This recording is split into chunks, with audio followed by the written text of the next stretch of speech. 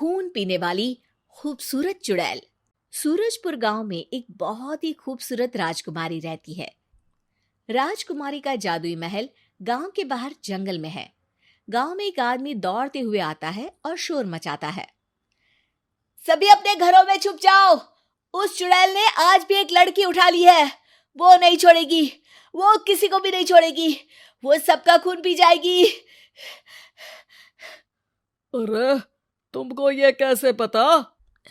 जब मैं वहां से गुजर रहा था तो मैंने देखा कि एक सुनसान कमरे में एक लड़की को चुड़ैल ने बांध कर लटकाया हुआ है और उसका खून पी रही है।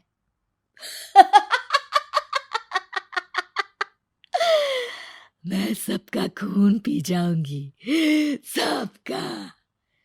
सभी अपने घरों में छुप जाते हैं।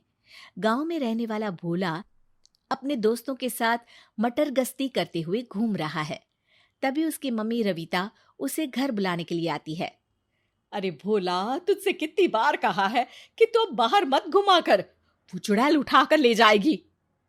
माँ, वो चुड़ैल मेरा कुछ भी नहीं बिगाड़ सकती है। हाँ, ज्यादा बड़ा मत बन। वो उठा कर ले जाएगी और खून पी जाएगी। माँ, उस चुड़ैल के बारे में मैं सब कुछ जानता हूँ। वो कोई चुड़ैल नहीं है, बल्कि एक राजकुमारी है। और वो सप्ताह के आखिरी दिन ही चुड़ैल बनती है और सिर्फ खूबसूरत लड़कियों का ही खून पीती है। लड़कों को तो वो पास भी नहीं आने देती है। हैं? तुझे किसने बताया ये सब? गांव के मंदिर पर जो गुरुजी रहते हैं ना, वो बता रहे थे। अच्छा, तो अब मेरे साथ घर चल। भोला घर आ जाता है। भोला की मम्मी रविता गांव के कुछ लोगों के साथ मिलकर मुखिया जी के पास जाती है। कहो, कैसे आना हुआ? मुखिया जी, उस चुड़ैल का तो कुछ करना ही होगा। वो एक राजकुमारी है और उसके पास पर्याप्त सैनिक हैं। हम उसका कुछ भी नहीं बिगाड़ सकते हैं, लेकिन वो खून क्यों पीती है इसका पता तो लगाना ही होगा। ये राज तो हमको मंदिर वाले गुरुजी ही बता सकते हैं। ठीक है, तो उनके पास चलते हैं। मुखिया, रविता और गांव के कुछ लोग मंदिर में गुरुजी के पास आते हैं। गुरुजी, हमारे गांव में ये नई मुसीबत आ पड़ी है कि गांव की लड़कियां गायब हो रही है। गांव की लड़कियां गायब हो रही हैं, लेकिन याद रहे कि सिर्फ खूबसूरत लड़कियां गायब हो रही हैं। हाँ गुरुदेव, ऐसा क्यों हो रहा है? नगर के राजा ने अपनी लाडली बेटी की हरकतों से परेशान होकर उसको अपने नगर से बाहर निकाल दिया। लेकिन वो जादूगरनी भी है और उसने एक जादुई महल हमारे गांव के नजदीक बना लिया। अच्छा, ऐसे क्या हरकतें थी उसकी?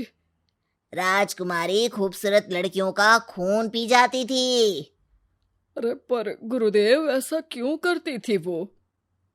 राजकुमारी का एक ही उद्देश्य है कि उसे विश्व की सबसे सुंदर लड़की बनना है। इसलिए वो सभी सुंदर लड़कियों का खून पीती है और एक दिन के लिए चुड़ैल बन जाती है। गुरुदेव, गांव की लड़कियों को अब कैसे बचाया जाए? सभी लड़कियों के चेहरे पर काला रंग लगा दो। शायद इससे लड़कियां बच जाए और वो चुड़ैल दूर भाग जाए। सभी अपने घर आ जाते हैं और गांव की सभी लड़कियों के चेहरे पर काला रंग लगा देते हैं। शहर से गांव घूमने एक सुंदर लड़की आती है जिसका नाम करिश्मा है। हेलो, तुम इसी गांव में रहती हो क्या? हमारे गांव की तो सभी लड़कियां काली हो गई है और घरों में बंद है। फिर ये लड़की कौन है?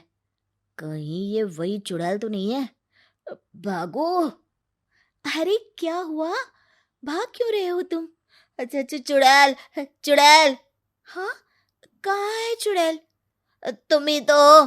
अरे, पागल हो गए हो क्या? मैं कोई चुड़ैल नहीं हूँ, गांव घूमने आई हूँ। क्या तुम मुझे अपना गांव नहीं घुमाओगे? हाँ, जरूर घुमाऊंगा। लेकिन लेकिन क्या? बोलो। तभी दूर से एक सिपाही आता हुआ दिखाई देता है। गांव की सभी लड़कियां छुप गई हैं। अब तुम ही मुझे इस गांव में सबसे सुंदर दिखती हो।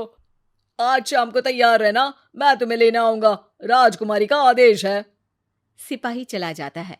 अरे वाह, देखो मैं कितनी सुंदर हूँ कि खुद राजकुमारी ने मुझे बुलवाया है। अब तो मैं उनके साथ ही पूरा गांव घूमूंगी। अच्छा मजाक है। क्यों, क्या हुआ? भोला करिश्मा को पूरी बात बता देता है। मुझे बचा लो प्लीज, मैं इस गांव के बाहर भाग जाती हूँ। नहीं, तुम यहाँ से अब भाग नहीं पाओगी। इससे अच्छा है कि मेरे घर चलो, वहां चलकर ही कुछ सोचते हैं।